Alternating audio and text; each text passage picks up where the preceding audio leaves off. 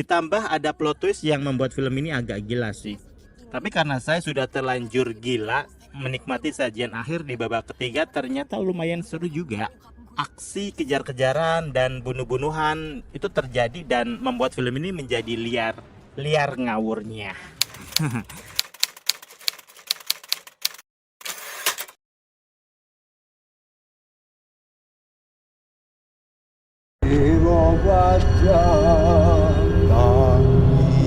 Salam sinema sahabat sinemalogi.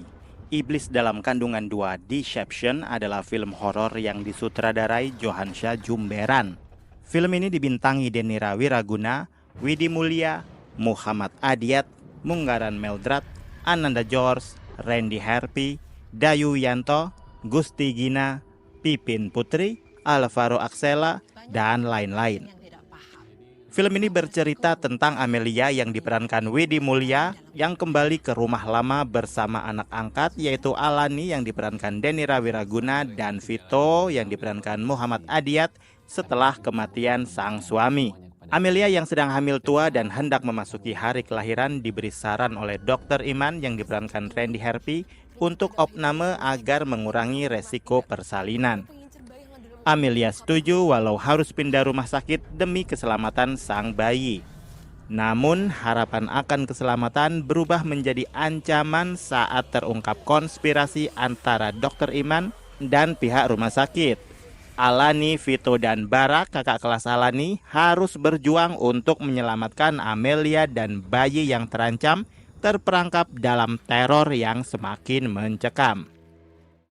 Kalian bisa membantu kami dengan klik tombol Super Thanks di bawah video. Kami akan sangat berterima kasih atas berapapun nominal saweran yang kami terima.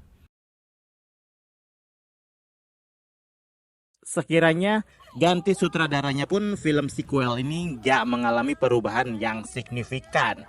Iblis dalam Kandungan 2 Deception seakan menjadi ladang banyolan yang bersemayam di film horor oplosan. Dilihat dari segi kualitas, film ini tentu saja jauh dari kesempurnaan sebuah parade horor yang mumpuni.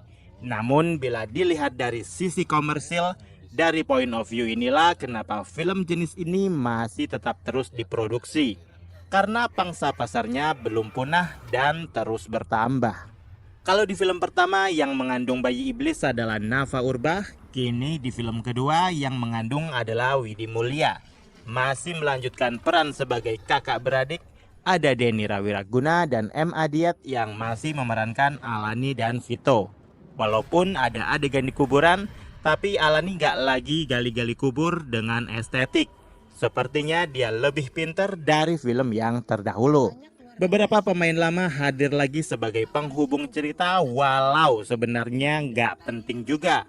Yang paling signifikan tentu saja si kakak beradik yang lagi-lagi diadopsi sepasang keluarga yang belum punya anak setelah sekian lama.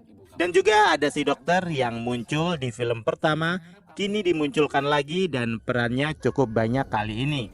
Film ini bisa berdiri sendiri tanpa harus menonton film pertama. Karena seakan mencoba membuka semesta baru, yaitu semesta iblis dalam kandungan.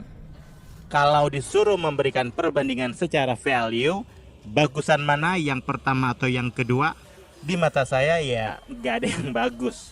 Film ini masih tetap menduplikasi premis film Rosemary's Baby tahun 1968. Kalau di film pertama Bumilnya pindah ke rumah baru. Nah kalau di film kedua ini Bumil Amelia diasingkan ke rumah sakit yang spesial. Untuk film Iblis dalam Kandungan 2 Deception, saya kecewa luar biasa. Jadi banyak logika yang dipatahkan di film ini. Mungkin hal ini pula yang menjadikan judul film ada kata Deception. Ada tabrakan logika yang sebenarnya terlalu berlebihan untuk dijadikan konflik di awal film. Memilih rumah sakit yang jauh dan terlalu banyak syarat demi dirawat oleh dokter yang sudah dipercaya. Harusnya si Bumil mikir ya, jadi dia sudah nggak bersuami dan ada tanggungan 2 anak, kenapa mesti pindah rumah sakit gitu loh. Sudah jelas rumah sakitnya nggak jelas ya. Masih aja diterusin untuk dirawat di situ hingga persalinan. Dan dari sini saya udah senewen nih. Alasan yang nggak masuk akal banget. Seiring berjalannya cerita, adegan demi adegan pun bergulir dengan awkwardnya. Gambaran peta rumah sakit yang kenapa harus belusukan ke hutan. Di samping rumah sakit ada perkampungan yang isinya orang-orang aneh. Nggak jelas juga sih warganya. Dari awal film saya ngiranya itu perkampungan adalah perkampungan astral ya, perkampungan dedemit atau apa gitu. Ternyata sampai film kelar itu perkampungan ternyata perkampungan yang normal, beneran orang. Ditambah ada plot twist yang membuat film ini agak gila sih.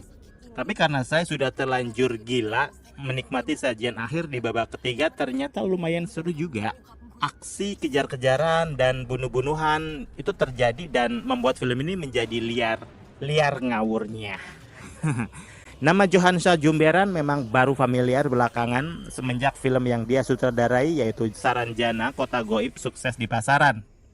Kini dia mulai aktif menjadi sutradara setelah sebelumnya aktif sebagai produser, termasuk produser untuk film Iblis dalam Kandungan yang pertama. Pantas saja ya. Akting pemain utama di film ini tidak terlalu menonjol.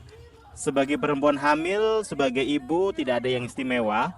Widi Mulia masih dalam performa yang prima untuk memerankan Bumil. Hanya saja faktor bantalan di perutnya itu yang membuat saya ragu kalau sumpelan itu tidak menjadikan dia terlihat seperti beneran kayak ibu-ibu yang lagi hamil. Ini menyebalkan sih. Kedua kakak beradik ini pun sebenarnya kualitas aktingnya makin matang ya. Hanya saja karena mereka kebagian dialog-dialog yang seringkali membagongkan, jadinya ya mereka seringkali kelihatan tolol untuk sepersekian detik. Fakta kalau sebuah rumah sakit itu minim lampu, sudah pasti rumah sakit itu nggak beres. Jadi buat kamu nih ya, yang sakit dan pengen berobat ke rumah sakit, pastikan dulu penerangan di rumah sakitnya. Kalau redup dan gelap-gelapan, mending nggak usah. Cari yang lampunya itu terang benderang. Kayaknya ini sih yang jadi pesan moral di film ini ya. Film ini nggak banyak menjanjikan gambar-gambar indah, shot-shot menawan, segalanya standarnya film horor. Nggak ada yang menarik. Dan secara keseluruhan kualitas film ini nggak aman, tapi cukup menghibur buat kamu yang memang demen sama horor gore ala kadarnya.